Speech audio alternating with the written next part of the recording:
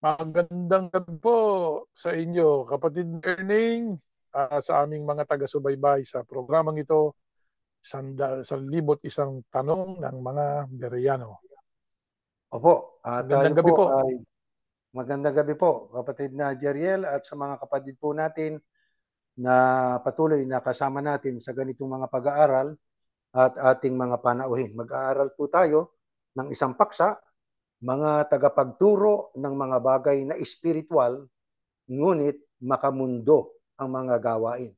Bago natin ipagpatuloy po yan, kapatid na Jeriel, tayo po muna ay mananalangin. Panginoon namin Diyos, salamat na muli ng marami sa iyo sapagkat minarapat mo na kami po ay minsan pa na magsasahing papawid sa magitan po ng aming pong gagawing pag-aaral na iyong mga salita. Ibigin mo sana na patuloy mo kaming samahan, pagkaloob sa amin ang iyong patnubay, pakipatawad din po ang lahat ng aming mga pagkakasala upang ang mga aral mo'y makarating sa aming pangapakinig. Suriin namin ito, aming pag-aralang mabuti, at bago namin sampalatayanan, matyak namin na ito'y naaayon sa iyong kalooban. Umaasa po kami na dininig mong aming pakiusap, ang basbas ay iginawad mo na, pinatawad na rin ang aming pagkukulang sa ngalan ng iyong anak, ang Panginoong Yahushua na aming tagapagligtas. Amen. Amen. Katulad ng ating paksa, mga kapatid na Jeriel, mga tagapagturo ng mga bagay na espiritual, ngunit makamundo ang mga gawain. Napakaraming tao ngayong mga mangangaral at yan po'y katuparan. Noong sinabi ng ating Panginoong Yahushua, bahagi yun sa kanyang sagot sa tanong ng mga alagad niya noon, nung siya'y nasa lupa pa, mga palatandaan ng kanyang muling pagbabalik ay malapit na. Nang sabi ay babangon ang maraming mga bulaan na mga propeta o mga bulaang guro o mga mangangaral. Hindi naman katakataka, kaya ngayon merong mga preacher na kung tawagin ay yung prosper, ano yung tawag doon? Yung pagtuturo para ikay umunlad, para ikay yumaman, Yeah, para prosperity gospel. ayun, Yeah, prosperity gospel. yung Ano po? prosperity gospel. Mm-hmm. Kaya yan pong ating liliwanagin. Una sa lahat, ating muna sigurong itanong, ano ang itinuro ni Apostol Pablo sa mga taga-Korinto? Ibig lang sabihin, hindi lamang sa mga taga-Korinto, maging sa mga lugar na kanyang napuntahan. Sa mga alagad ng ating Panginoong Yahushua, kasama na si Timoteo na kanyang kapwa kamanggagawa. Basahin po natin ang unang slide. Ito ho, nakasulat sa Timoteo. Sa aklat ng Timoteo 2:15, pagsikapan mong maging karapat-dapat sa Diyos. Yun ang dapat nating pagsikapan. Sabi ni Pablo kay Timoteo, pagsikapan. Pag sinabing pagsikapan, mag-i-exert tayo ng effort. Di ba? Maging persistent po tayo. Magsikap. Maging dapat sa Diyos. Hindi para maging dapat sa tao, kundi sa Diyos.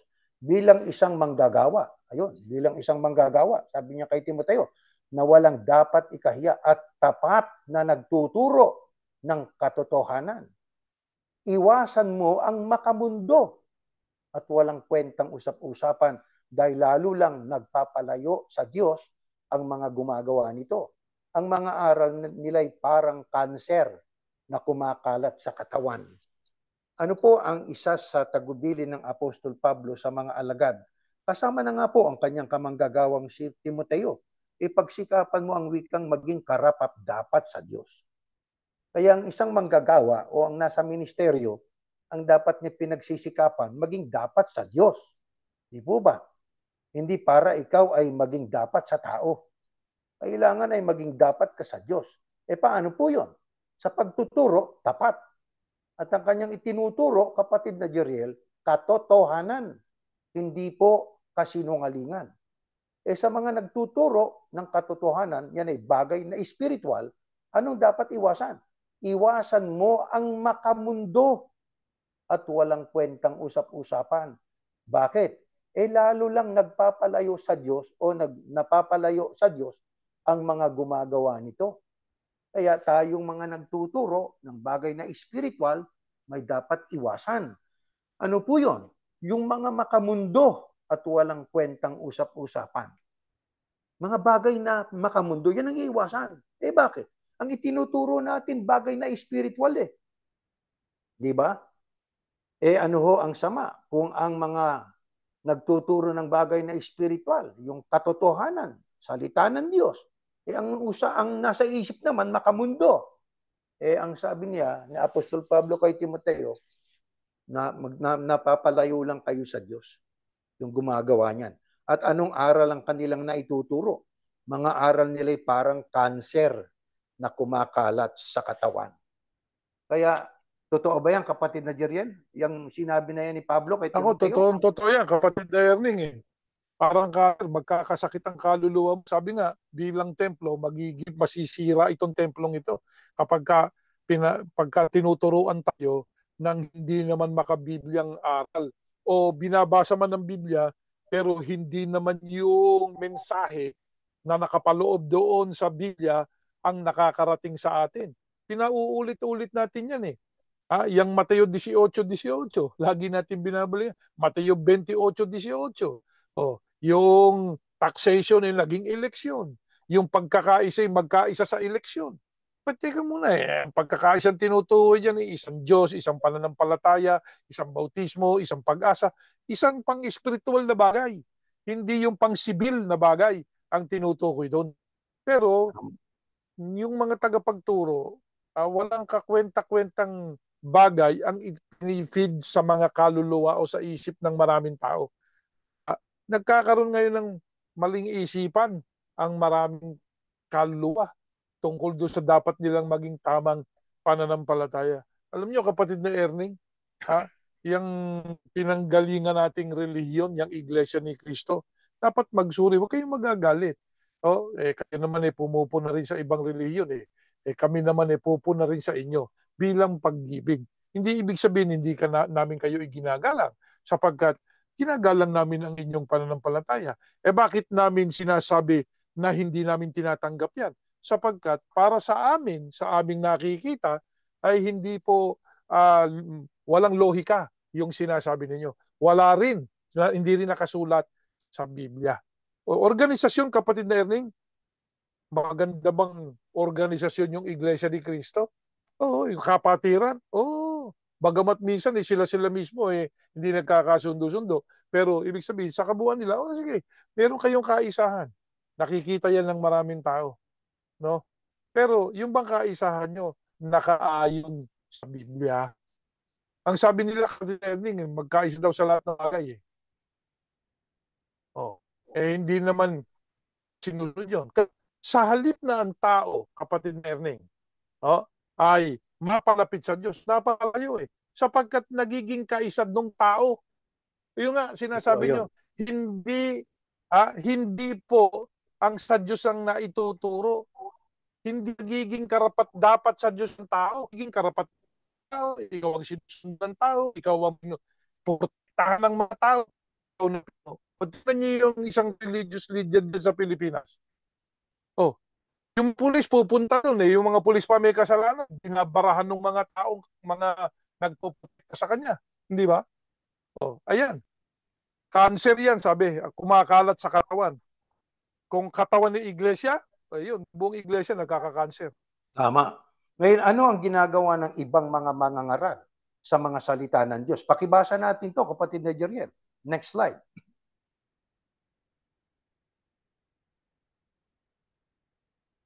You see, we are not like the many hucksters who preach for personal profit. Ayan we preach the word of God with sincerity and with the Christ authority, knowing that God is watching us. Yan ang mga tunay na nangangaral. Ganyan ang prinsipyo. We are not like so many others who handle God's message as if it was cheap merchandise. Ayan. But because God has sent us, we speak with sincerity in His presence as servants of the Christ. Ayan yan po ginagawa ng ibang mga mangangaral, kapatid na Erning. Nagpipreach for personal profit. Actually, gumagawa pa nga ng libro Tapos binibenta Sa iglesia meron yan binibenta dun sa mga ministro. Di ba? na Tama. mga mag-aaral ng ministeryo nila, binibenta yung librong ginawa ng kanilang tagapamalang pangkalahatan. Gumagawa sila ng magazine, binibenta dun sa kanilang mga miyembro. Nandoon Merchandise. yung tapos nagtayo sila ng paaralan. Para sa ano ba ang pinampuhunan doon? 'Di ba yung handog ninyo? Dapat Yeah. libre nila lahat yun kung yan ang gusto nyo, di ba? Yan ang Kaya, ginagawa ng iba. kaya ibig lang sabihin po, dyan sa ating mga binasa, ay nagtuturo ang mga iba para lang sa personal profit. Ang sabi nga, they are making Kaya, merchandise of the word of God. Parang naging sabi nga, ang mga salita ng Diyos para bagang naging kalakal na lang, kalakal. ipinangangalakal. Oo, ipinangangalakal para sa kanilang personal na pakinabang. Ngayon ang tanong, mayroon ba silang maaakit? Ito. At kung ang tanong, kung sila may maaakit, pero paanong sistema ng paraan ng pag-akit? Ito po, next slide. 2-3. Dahil sa kasakiman nila, lilinlangin nila kayo sa pamamagitan ng matatamis na salita para kwartahan kayo. Matagal nang Ayan. nakahandang hatol sa kanila at malapit na silang lipulin. Ang tanong po natin makakaakit din ba itong mga, sabi nga, ginagawang merchandise ang salita ng Diyos? Aba, opo, pero paano sila makakaakit? Anong paraan ang gagawin nila? Lilinlangin. Ano ibig sabihin? Dadayain. Sino? Yung mga makikinig. Bakit nila gagamitin yung pandaraya o panlilinlang? Dahil sa kanilang kasakiman. Paano nila gagawin yon? Sa pamamagitan ng matatamis na salita. Kaya kung magsalita sila, matatamis. Di ba? Ibig sabihin, nakakaakit. Pero ang layunin, para kwartahan lang kayo. Ngayon pa lang, ayon sa aklat ni Apostol Pedro, ay matagal nang nakahandang hatol sa kanila, malapit na silang lipulin. Makatuwid, kapatid na Jeriel, may maaakit itong mga ito. Pero ang paraan ng kanilang pag-aakit sa mga tao ay sa paraan ng panlilinlang sa pamamagitan ng matatamis na salita para kwartahan kayo. Gaano maaakit nila? Next slide. Ito, nakasulat. Ito, sa kabila nito, ibig lang sabihin, yung kanilang paraan ng pagtuturing may panlilinlang, sa kabila nito, marami pa ring susunod sa nakakahiya nilang pamumuhay at dahil sa kanila malalapastangan ng katotohanan ng sinusunod natin. Gaano karami ang kanilang malilinlang? Marami ho. Marami silang malilinlang. Pero ano ang magiging bunga nun sa katotohanan na salita ng Diyos? Malalapastangan ang katotohanan ng sinusunod natin. Kaya hindi Kaya ho kapatid Erning, totoo yung binasa natin . Nakasulat po yan talaga, kapatid Erning. Ha? May mga tao, minsan, pag sinasabi natin yan, paano nyo naman natiyak yun nga ang layunin nila para kwartahan lang? Meron pa bang ibang layunin? Ito, kapag ka sa pamamagitan ng ministeryo mo, okay?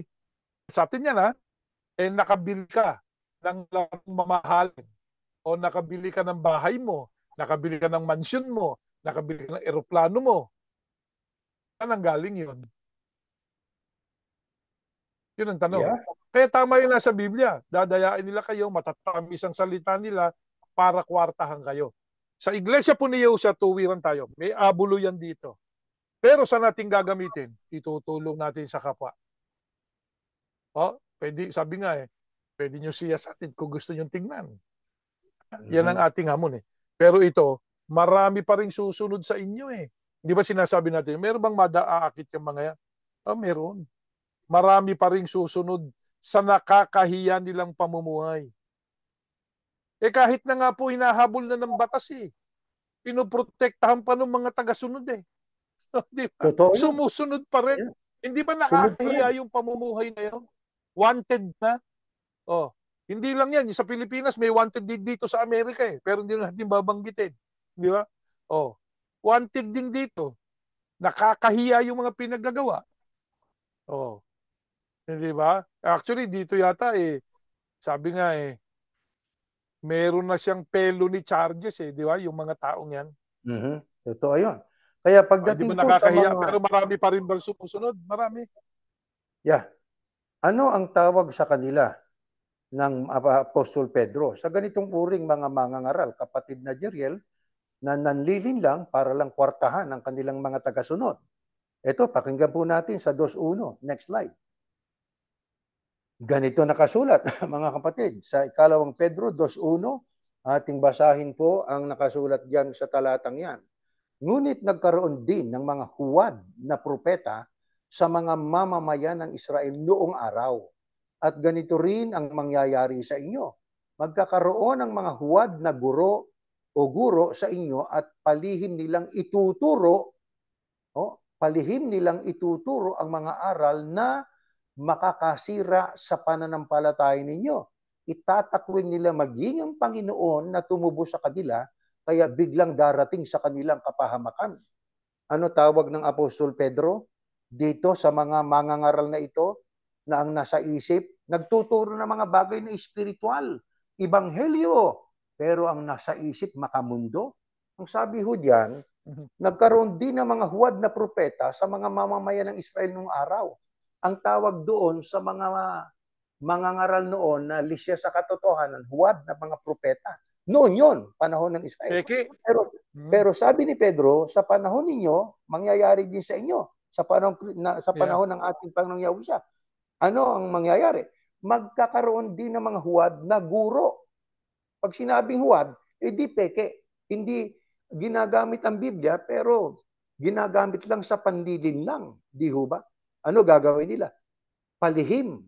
Palihim nilang ituturo ang mga aral na makakasira sa pananampalataya nyo. Paano yung palihim? Gagamit ng talata. Tapos lihim na ipapasok yung kanilang agenda. Katulad nga ng ating nababanggit. Yung ang sabi doon sa talata ay ibigay kay Cesar. Ang kay Cesar, ang sa Diyos, ang sa Diyos. Tungkol sa taxation yun, bakit napasok doon sa eleksyon. Palihim.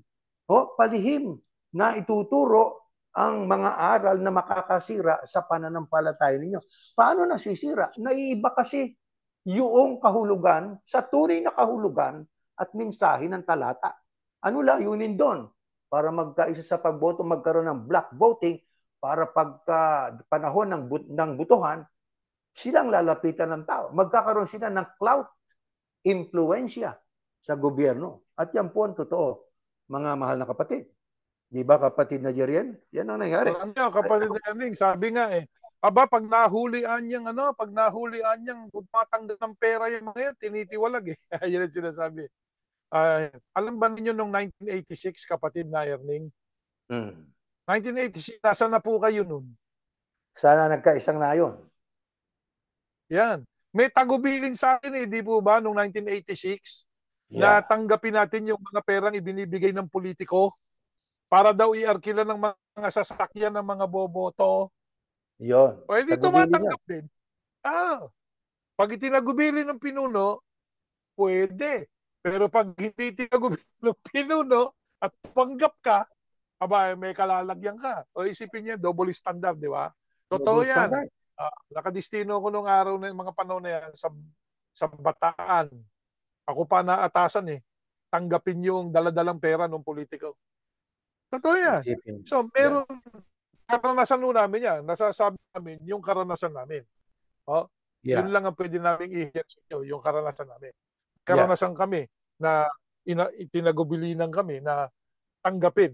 Alam naman yan ng mga nandoon sa lokal sa distrito na kilalagyan namin nun. Talagang binigyan sila ng kanya-kanyang pera para i-arkila daw ng sasakyan. Hindi kung saan natin gugugulin yon. Di ba? Ang lunduron, tumatanggap ba tayo? Oo. Totoo tumanggap tayo. Kaya ngayon, kapatid na Jeriel, ang tawag po diyan sa ganyang mga aral na makasisira sa pananampalataya, toxic na aral. Kaya ang nagtuturo naman doon, mga abusive na mga preacher. Abusive sapagkat huwad nga tatakutin yung mga yung kanilang mga tagasunod pag hindi sumunod sa kanila. Kaya ang religion para sa iba ay hindi naging mabuti, hindi maganda. Kaya babasa tayo. Ang ating babasahin ay mga komento ng mga tao tungkol sa relihiyon sa kasalukuyang panahon, hindi dahil sa siyang may salita, kundi babasahin lang natin kung ano yung kanilang pananaw pagdating sa religion. Next slide po. Ito, basahin natin, kapatid na Jurel, no? Yan, mga tao. Yan. Ayan. Basahin po natin itong kay S.C. Uba, no? Former switch technician and mobile devices. Ang sabi rito, is religion a business? Ang sabi niya, in Nigeria, it is. Ayun, ang sagot niya, really big business. Yeah, it is really big business. Oh. They even issue receipts for tithes received.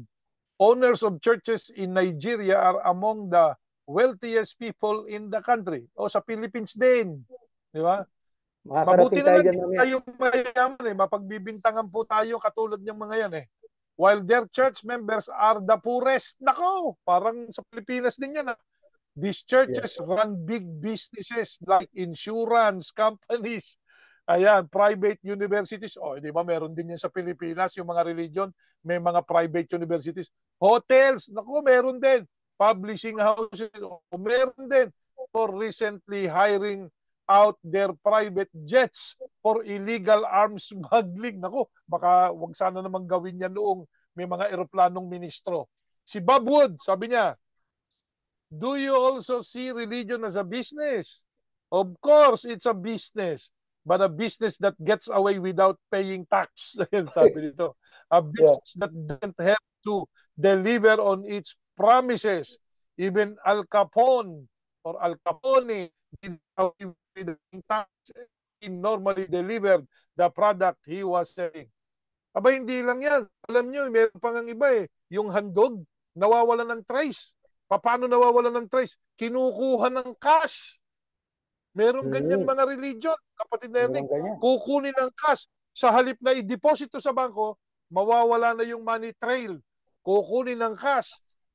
Magtatagubilin pa. Yung tigbuong 100 lang. Ang i-deposit nyo, yung tinga, yung butal. Yan ang mga tagubilin. Di ba? Merong ganyang religion. Saan dinadala yung milyon-milyong dolyar? Milyon-milyong dolyar na pera na kinuha ng cash. Yan ang tanong. Sabi nga nung iba, paano nyo mapatutunayan yan? Madali lang yan. Punta kayo sa bangko nila. Tignan ninyo yung kanilang statement against the receipt ng kanilang pagsamba. Tama. Wala doon yung nasa receipt. Wala doon sa statement. 100% yan. Kapatid na Jerien, mayroon pang mga nagkomento tungkol sa reliyon. Next slide. Sige, marami pa yan to Hindi, yan. Tatlo na lang. How is religion still acting today? Ayan ang sabi niya. Religious culture has a momentum that keeps it going. Part of the culture is indoctrinating young minds as early as possible, as well as recruiting older gullible adults. Biblical itong isang to. Gullible, di ba? Never underestimate the power of delusion. Instilled guilt. Ayun Yung ini-instillan ka ng guilt, di ba? And confirmation bias. Nako. May bias sa katawan to mga. Also, never forget the power of the threat and fear. Ayan. These are the foundation stones of the Christian religion. Ayan, yung ayon dito sa taong ito, yan daw foundation. Hindi naman lahat ng Christian religion siguro, pero nakararami yan, kapatid na Erning. Ito pa isa, how is religion still din ang tanong? Because people force their false and irritational beliefs on young children. Ini-impose talaga And then when a child figures out that religion doesn't make sense, the adults use fear and intimidation to stop the child from further exploring for the truth. Alam niyo, kapatid na Erning, ang religion kasi hindi dapat organisasyon yan Okay? Mali ang pagkakaunawa. Ako sa akin, personal. Pag sinabing religion, ang iniisip ng tao ay kapatid na Erning, organisasyon. Organisasyon. Kasi ang religion, alam na natin ito Saan ho ba nanggaling yung salitang relihiyon? Latin, relegare, na muling panunumbalik sa Diyos. Ha? Way back to Daan God. po ba yung ibig sabihin ng religion, daan. Yeah, daan. Way back to God. Kailangan So daan mahanap patungo sa ng daan. Diyos. Yeah. O, di ba? So ang ibig sabihin ng salitang religare, na doon nang galing yun ang root word ng religion, ay daan patungo sa Diyos. Eh sino ang patungo sa Diyos ayon sa Biblia? Ako ang daan, sabi ng Kristo. Si Yahushua, ang Oh, tanging daan. makakarating po ba tayo sa Diyos kung tayo dadaan kay Yahushua? Aba, hindi tayo makakarating. Kailangan dumaan sa Kanya. Siya ang ating reliyon. Siya ang way to God. Yan. Siya ang ating Ang paraan tanong, para si Yahushua makapagbalik po tayo ba sa Diyos. ang Yahushua Kristo po ba organisasyon? Aba, hindi. Individual yun. Ayun. Tao yun. So, maliwanag. Di ba? So hindi organisasyon ang reliyon. Sabi ng Panginoong Yahushua Kristo, if you want to become my disciples, if you wish to become my disciple, if you wish, okay, carry your own cross, carry up your cross, and follow me. Sunod ka sa akin. Yeah. Ayun. Hindi niya Movement. sinabi, Pagsunod. mag-membro ka doon sa grupo na yon. Wala dyan sinasabi doon. Ngayon, ito pa, next slide. Kapatid na Jeriel, meron pa. This is what I was thinking. He is not actually spending the church money for the welfare of the church, but for his own welfare and luxury. Oo, tatayo ka ng bahay, mansion, may swimming pool pa. Ha? Yeah. May pa-jet-jet ka pa. Eh, pwede ka naman mamasahe. When he says, laying up sa mamamayan, oh, naku, mukhang kilala ko tong sinasabihan nito ah. Hindi natin kilala tong nagsasalita, pero may binanggit siyang laying up sa mamamayan. The money do not come from his pockets, but for the individual donations of the members. So are the donations from tulong pamamahayag? Meron pa pala sila noon, ano? Even the money to be spent for African people are donations from the members as well as burial assistance are from the money collected after the worship service. Aba, totoo yan. Ha? He would purchase a private plane and bulletproof cars worth billions of pesos. He would build Philippine Arena. Tinutukoy nito yung Iglesia ni Cristo, kapatid na Ernie. Yeah. Diba? To generate income. Ayan. Expand business enterprise like condominium, media company. O yan, ang balita natin yung Net25 di ba? Kanila raw yata yun eh. Negosyo. Media company, NEU, New Era University, and purchase of ghost town abroad. Alam natin yan, napuntahan ko pa yung ghost town na yan eh. Yeah. For possible oil exploration, yun ang mali nila doon. It was 200 miles away from what they purchased. 200 miles away yung dadaanan nung pipe. Ba't natin nalaman, kapatid na Erning? Kasi yung mga pipe fitters, nakausap natin dyan sa Georgia. Tinanong natin yun. Uy, may dadaan daw na ano ron. Is it true that there will be a pipeline that will go this way on South Dakota? Sabi nung ano, no, not in that place. That will be 200 miles away from it. Kaya yun, nagkaloko-loko. And purchase of ghost town abroad for possible oil exploration.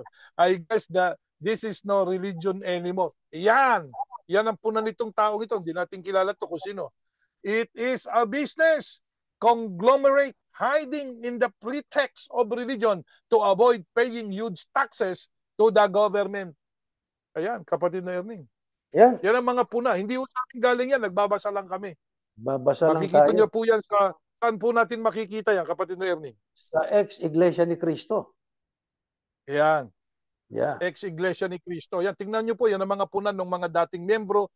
At hindi lang po dating membro. Actually, ilan na yung nakikipag-usap natin? Mga nakatalang membro. Nakatala pa eh. Oo, nakatala pa. Pumupuna. Sasabihin ba natin yung mga pangalan?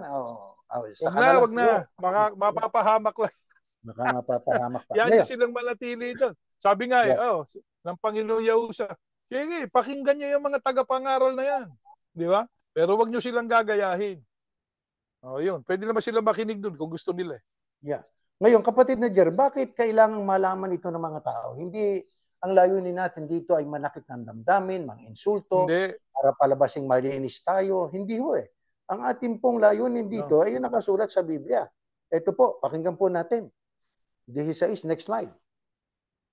Mga kapatid, mag-ingat kayo sa mga taong lumilikha ng pagkakahati-hati at gumugulo sa pananampalataya ninyo. Kasi may mga nanggugulo eh. Kailanman at iyong dinistort ang salita ng Diyos. Ipinasok mo yung sarili mong interpretasyon, no? At para ang layunin mo makinabang ka, kwartahan yung mga nakikinig, eh talagang guguluhin yung pananampalataya. Ito, nangangaral sila laban sa mga aral na natanggap ninyo sa amin. Kaya iwasan ninyo sila.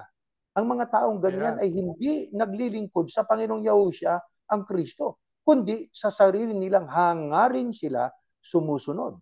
Dinadaya nilang mga kulang sa kaalaman sa pamamagitan ng mahuhusay at magaganda nilang pananalita.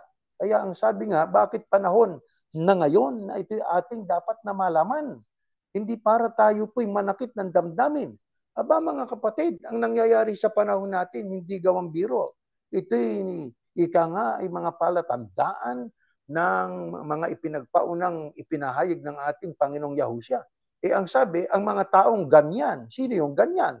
Eh yung mga lumilikha ng kaguluhan sa pananampalataya at aral na ating tinanggap. Eh anong sabi?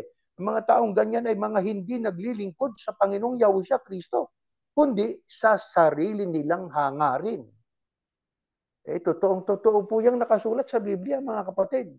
Kaya pa, panahon kapag na. dinadaya nila, ayun, yung kadugtong, dinadaya nila ang mga Kulang kulang sa sa kaalaman. kaalaman. Kaya kami po, information superhighway. ito Yeah. yung information superhighway.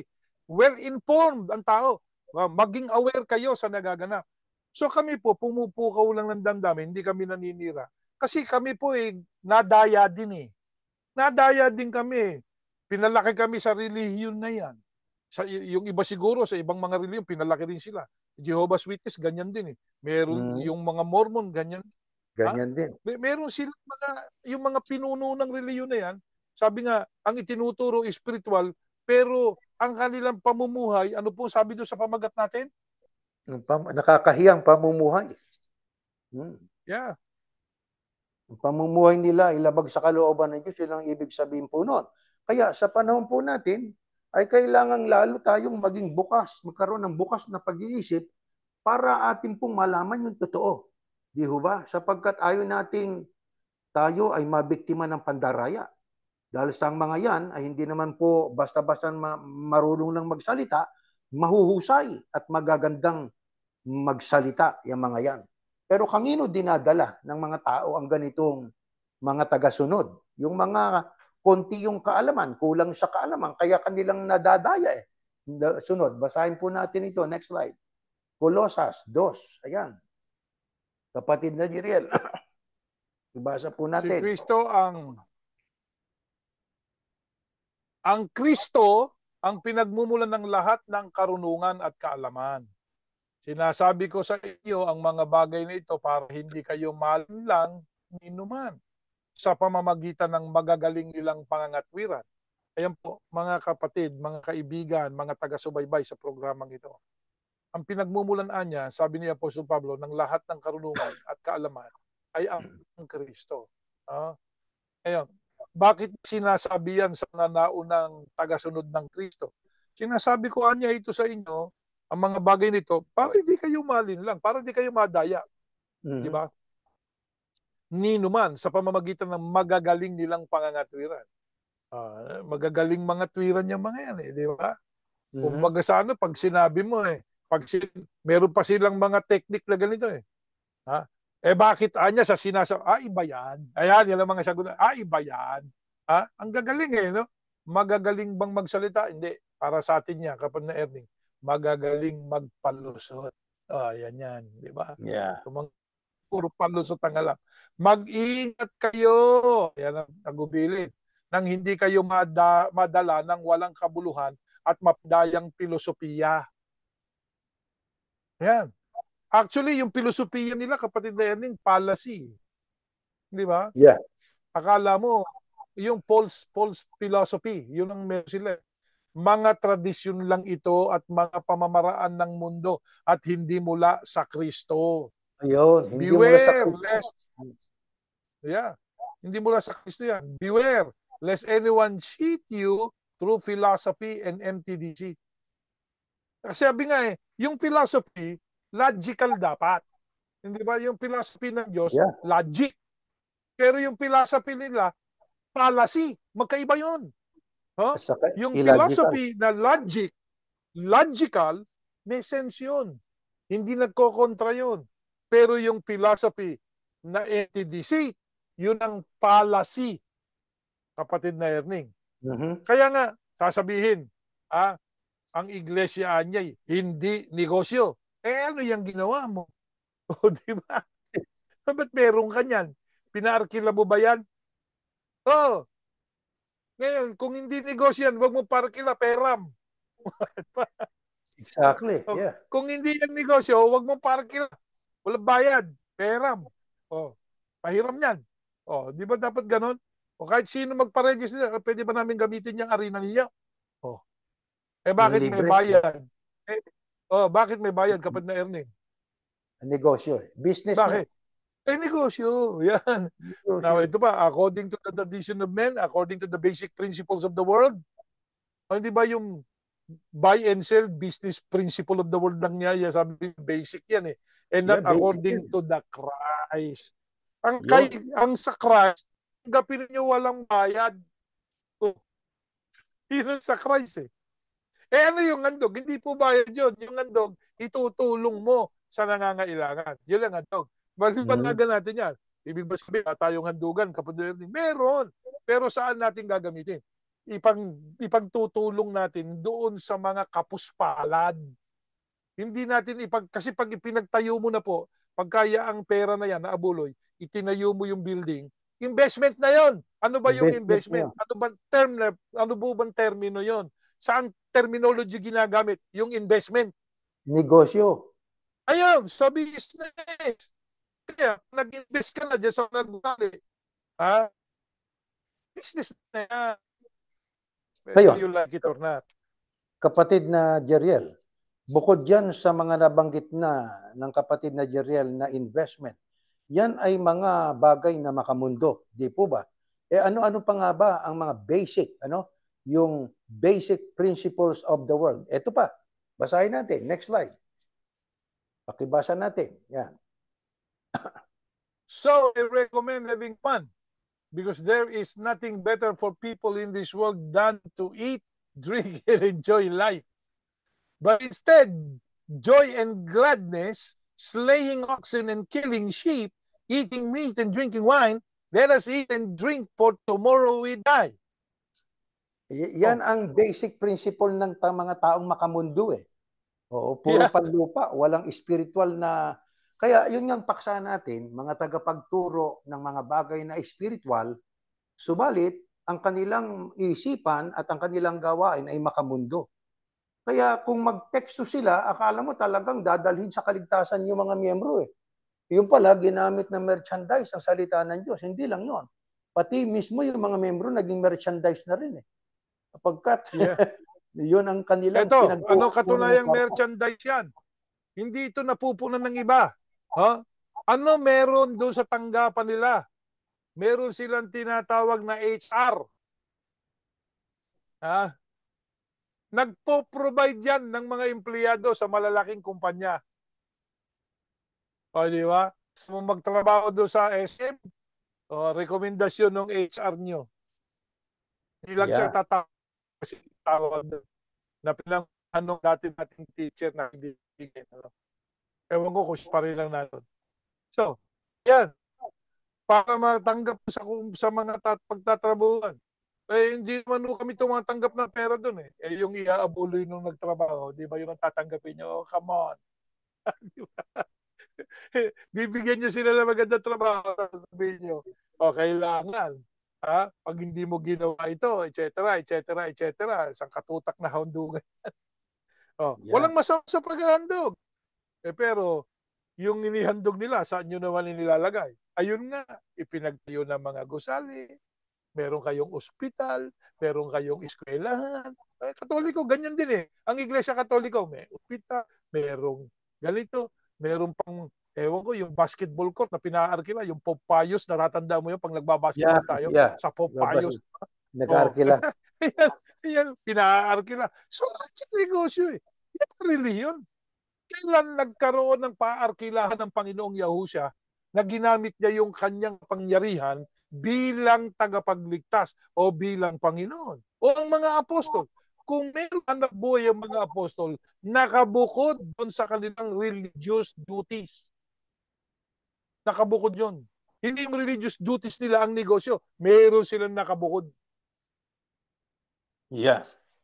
Kaya tayo Katulad ni bilang Pablo. mga tagasunod ng ating Panginoong Yahusya, kapatid na Jeriel, ano ang bilin ng Apostol Pablo? Tayo naghahanap buhay, nagtatrabaho, nag-iipon ng salapi. Yeah. Pero teka muna, itong bilin sa atin. Next slide po. Ito. Ito ho, basahin ko. Ang totoo, wala tayong dinala sa mundong ito. At wala rin tayong madadala pag alis dito. Totoo po yun eh. Sinong ipinanganak na may hawak ng pera? Sino yung ipinanganak may hawak ng kwarta? Wala. Kaya pagbalik natin, Alam ko lang sa Biblia, may pinanganak, may hawak na paa. si ano yon? Yung isa sa kambal. Oh. Basahin natin, no? Kaya kung mayroon na tayong kaya kung mayroon na tayong pagkain at pananamit, dapat na tayong makontento. Ang mga taong naghahangad, yumaman. Ayan. Ay nahuhulog sa tukso. Ayun, pati pera na, pati abuli ng iglesia, kahit hindi kanya, gusto niyang yumaman eh. Natutuksong galawin yun. Sa isang bitag ng mapanira at walang kabuluhang mga hangarin na nagdadala sa kanila sa kapahamakan. Sapagkat ang pag-ibig sa salapi ang siyang ugat ng lahat ng kasamaan. Ang sobrang paghahangad ng salapi ang nagtulak sa iba na tumalikod sa pananampalataya at nagdulot ng maraming paghihinagpis sa buhay nila. Ang bilin sa atin, makontento. Kung tayo man po ay naglilingkod at tayo po ay nag-aabuloy, ang abuloy dito sa Iglesia ni Yahusya, iniingatan. Alam natin kung saan napupunta. Sa Iglesia ni Yahusya ay si Uncle Sam ang nag-o-audit taon-taon. Kaya pagka tayo ay meron ditong ginalaw na pera, sa hangad nating yumaman, kami ng kapatid na Jeriel, wala na kaming hangaring yumaman. Mayaman na kami sa pananampalataya. Kung ano meron kami, okay na sa amin yon. Malapit na dumating ang Kristo eh. Ano pang dahilan? Para tayo mahangad na yumaman o kaya, sa bagay, wala namang masamang humangad na yumaman para lalo tayong makatulong sa ibang nangangailangan, di po ba? Pero yung iba, talagang ginamit ng salapi para sila yumaman. Ang sabi nga ng apostol na si Pablo kay Timoteo, ang sobra na paghahangad ng salapi nagtutulak sa iba na tumalikod sa pananampalataya. Di ba? Ano pa sabi? Iwasan niyo ang pagiging sakim sa salapi. Maging kontento kayo sa anumang nasa inyo sapagkat sinabi ng Diyos, hindi ko kayo iiwan o pababayaan man. Ayan ang pananalig ng mga iglesia ni Yahusya, tagasunod ni Yahusya. Hindi tayo pababayaan ng Diyos. Ang buhay natin dito, pansamantala. Gamitin natin ang pansamantalang buhay na ito para ating makamit yung bagay na espiritual. Kaya sa dami ngayon, kapatid na Jeriel, ng mga tagapagturo ng mga bagay na espiritual, pero ang kanila pong puso at ang kanilang gawain ay makamundo. Anumang relihiyon yan, kapag ganyan ang kanilang gawain, takasan po ninyo ang ganyang relihiyon. Kung paanong sinabi ng isa sa mga anghel na sinugo ng Diyos sa aklat ng Apokalipsis, magsilabas kayo sa kanya, bayan ko. Saan pinalalabas? Sa Babylonia. Ano yung Babylonia? Kumakatawan sa Iglesia Katolika Romana. Ano layunin? Upang huwag kayong maramay sa kanyang salot. May modernong Babylonia ngayon. Meron ng bagong Babylonia eh. Yung makabagong Babylonia, yung pinanggalingan natin eh. Kasi yung nakita mo doon sa Babyloniang kinatuparan noong, sabi nga, di ba, nakaupo sa maraming tubig, ano? Nakikita mo na rin ginagawa nila. Yung quality noon, nandun na rin sa kanila eh. Yes. Di ba? Nandiyan na, ginaya nila lahat eh. Ano ginawa nung simbahan na dumating sa Pilipinas, yung Iglesia Katolika Apostolika Romana? Huwag ko kayo magagalit kung kayo Katoliko. Marami naman sa inyo kumu-question din diyan. Kaya ang mga ninuno namin dati din Katoliko. Si kapatid na Erning, Katoliko rin yan dati. Katoliko ako dati. So, ano ang ginawa nila? Una, nagtayo ng mga paaralan. Yung ang unang university sa Asia, yung University of Santo Tomas. Santo Tomas. Ang ginamit pang mga yun ginamit na slave yun eh. Slave construction yun eh. Kapatid na Erning. Kasama sa kasaysayan natin yun eh. Yung ba babaliwalain na lang ng mga naging miyembro ngayon, yung mga batang miyembro? Tingnan nyo, kung kayo kaya yung nabuhay noon na pinagagawa kayo doon sa pagtatayo ng university, hindi naman kayo sinisweldoan. Ano sa palagay nyo? Ang pakiramdam nyo, di ba? Yan. Pagkatapos, nagtayo ng university, nagtayo ng mga ospital. Di ba may mga ospital din yung mga yan? Meron. St. Jude, St. Luke, kaya mga ospital, mga santo yan eh. Nagkaroon sila ng ospital, karoon sila ng mga paaralan. Andyan yung iba't ibang eskwela, San Beda, San Nicolas, sa St. Paul, etc. etc. Ang daming eskwela niyan. Yan yung simbahan na Iglesia Katolika. Ngayon, noong umpisa ni Kristo, maganda sabi, yan niya eh. Yan, Babylonia yan eh. Babylonia eh. Tapos, yung na-texto pa tayo tungkol sa mga Mormon. Ang mga Mormon na niya, may mga negosyo yan eh. O, paano ngayon kayo? Ang dami nyo na rin negosyo. Edi kinain nyo yung tinexto natin noon. Di ba? Totoo yun. Ngayon, Totoo yun. nilulunok na natin yan. Meron na rin ba kayong eskwelahan? Meron. Pinangalanan nyo pang New Era. Sino ba si New Era? Tanong. Di ba? Eraan nyo. Sino yung New Era? Sige. Kanino nakapangalan? Isipin nyo, nakalihim yung pangalan. New Era. Ano po sa Spanish yung kapatid na New Year ang ibig sabihin nun eh. New season. Ano po ba yung New Era? Era anyo. Era anyo. Diba? Yun ang nakatago doon na pangalan talaga. Nakatago yan. So, yung may isip na dati maayos, na nagkaroon ng problema, nang dumami na yung pera. Ano po sabi kanina, yung pera, anong nakagagawa ng pera? Ang sobrang paghahangad ng salapi ang nagtutulak sa iba na tumalikod sa pananampalataya. Ayun ang problema eh. Yung dami na kasing pera. Kaya dito po, sa atin, hindi tayo nag-iipon. Kailangan maubos yung ating mga inihandog bago matapos ang taon. Patatapos ang taon, susunod na taon, wala na tayong pondo, magpopondo ulit tayo. Saan napunta ho yung pondo? Nagamit natin sa paglilingkod, nagamit natin sa pagtulong sa kapwa. Kaya pag report natin sa gobyerno, zero balance. O meron na lang tayong 2,000 siguro. Carry on the following year.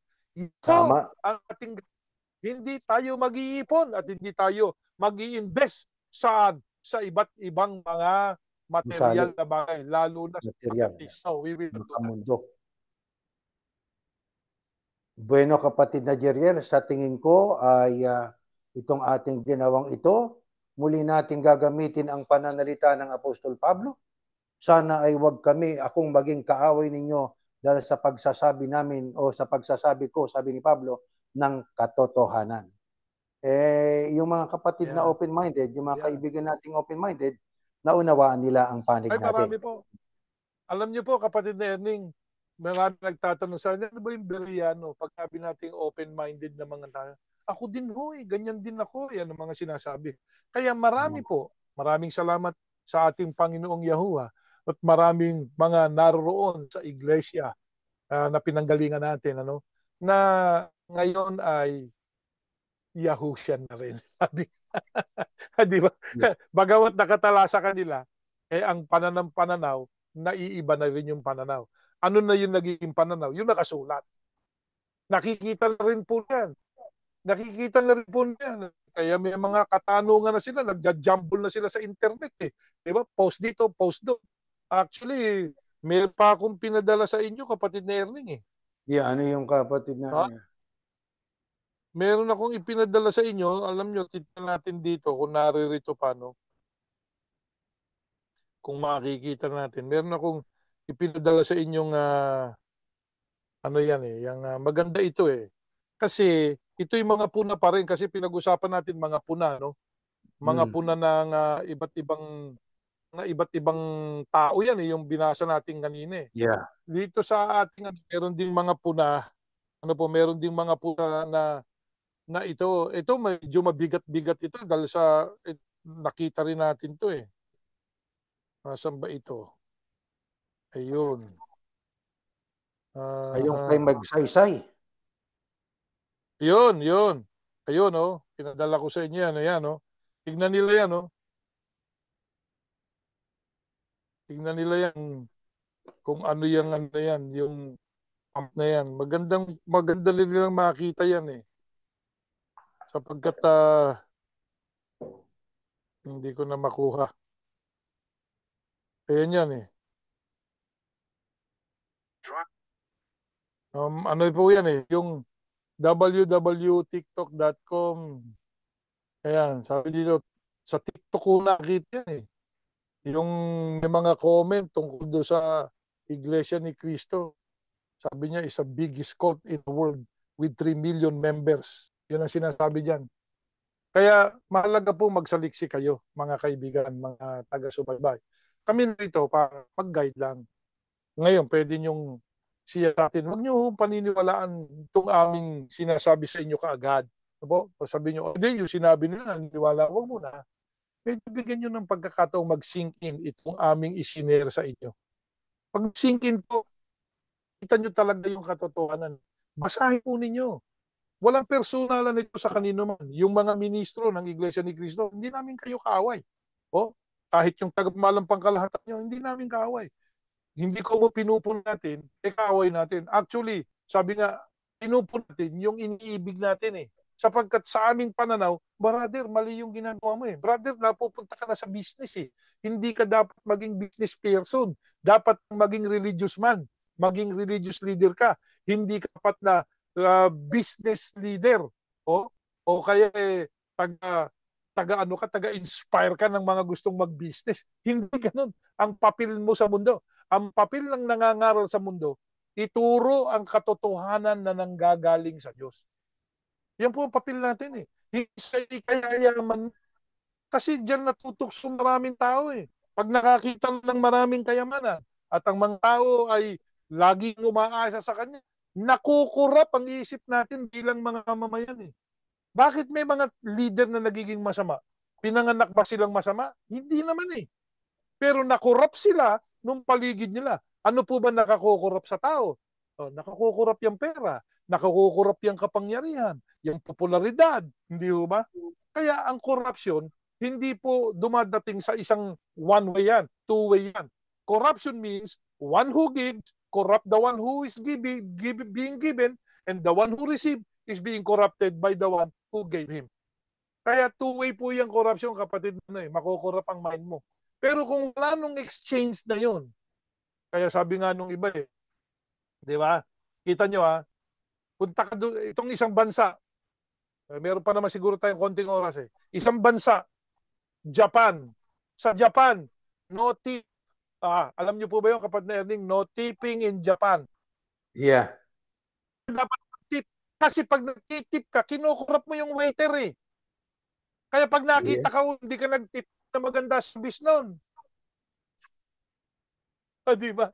Ngayon, pag nakita ka uli na dahil malaki kang mag-tip, magse-service ang ganda, pero doon sa iba, corrupted na siya. Hindi na full service. Babayaran mo na siya doon sa service mo kahit nagbayad ka na ng pagkain mo. Yun ang prinsipyo ng mga Hapon na yun. Kaya kita mo, moral nila medyo ibang klase. Mataas. Kumpara mo sa ibang bansa, di ba? Sa Japan, malinis, magalang tao, matulungin. Mababa ang crime rate. Iniiwasan nila yung i-corrupt ang mind. Kaya yan po ang prinsipyo rin natin sa Iglesia ni Yahushua. Ang mga ministro po dito at yung mga nag-ministeryo, meron tayong ethics. Hindi kayo dapat tumanggap ng kahit ano sa kanilang. Pero kung tayo meron ng handog, meron tayong tinatanggap na tulong, sweldo, sabi nga, sapat na yun. Hindi tayo magpapayaman sa gitan ng reliyon. Wala tayong isipan na makamundo sapagkat spiritual ang ating trabaho, kapatid Erning. Tama po yun. Sa makatwid, sa katulad ng huling pananalita ng kapatid na Jeriel, tayo po ay nakapokus sa spiritual sapagkat ang lahat ng bagay dito sa mundo iiwanan natin. Huwag tayong maging katulad ng iba po na nagtuturo ng mga bagay na spiritual pero ang gawain ay makamundo. Nawa po itong ating ginawang pag-aaral na ito ay nakapagdulot po sa atin ng kaalaman para lalo tayong magsiyasat. I-open natin ang ating pag-iisip para bigyang daan ang mga aral ng Diyos. Manalangin po tayo, kapatid na Jeriel. Maraming salamat sa iyo, Mayaku, sa patuloy mong pagpapaalaala sa amin ng iyong mga kalooban. Ama, maraming taong nadadaya ng iyong kaaway. Ang dyablo ay talagang napakalakas at matalino. Gawin mo kaming mas matalino kaysa sa kanya. Hindi niya kami madaya. Ama, paalam mo sa amin ang mga katotohanan kailangan naming maintindihan. At ito po'y manatili sa aming puso at isipan at patuloy kaming sumunod at puri sa iyong marangal na pangalan. Patwarin kami, Ama naming Yahuwah, sa aming mga pagkukulang at ang aming mga mahal sa buhay, ang aming mga kapwa, anumang relihiyon sila kabila, huwag silang magdamdam sa aming sinasalita. Ito'y buo ng pag-ibig at mamahalan nila. Amen. At kung meron mang mapait na salita kaming nabitawan, Ama, ipagpaumanhin mo po at tulungan mo po ang mga nakikinig na sana ang makita nila ay yung pagsasalita ng para sa kanilang kapakanan.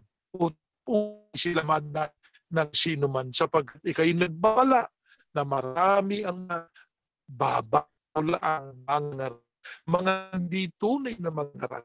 Kaya po, gusto mo, Ama, na maingat ang lahat ng mga nilalang. Kaya po ang aming hiling sa iyo, Ama, tulungan mo ang mga taga-subaybay ng programang iyo, ang mga amin pong nakakadaupalad, tulungan mo sanang magsaliksik sila.